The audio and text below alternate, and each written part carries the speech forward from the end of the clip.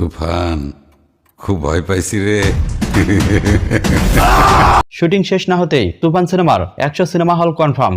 চলুন ছোট্ট এই ভিডিওর মাধ্যমে বিস্তারিত জেনে আসা যাক। বর্তমান সময়ে ভারতে চলছে শাকিব খানের তুফান সিনেমার শুটিং। আর এই সিনেমার শুটিং সম্পূর্ণ না হতেই পরিচালক রাহান রাফি তুফান সিনেমার টিজার রিলিজ দিয়েছেন। আর টিজারটি রিলিজের পর থেকেই সামাজিক যোগাযোগ মাধ্যমগুলোতে শাকিব খানের তুফান সিনেমার ঝড় বইছে। নেটিজেনরা বিভিন্নভাবে শাকিব খানের তুফান সিনেমার প্রশংসা করছেন।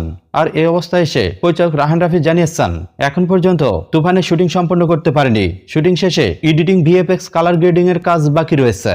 আর সবকিছু সম্পূর্ণ করে এবার কুরবানি ঈদে বড় পর্দায় রিলিজ দিব সবার পছন্দের তুফান সিনেমাটি।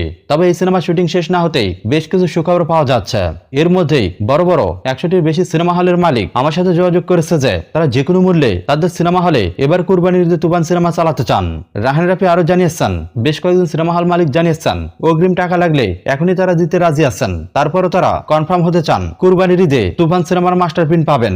রাহান রাফি মনে করছেন সিনেমাটির শুটিং শেষ না হতেই হল মালিকদের এই আগ্রহ তুফান সিনেমার জন্য ভালো বার্তা দিচ্ছে।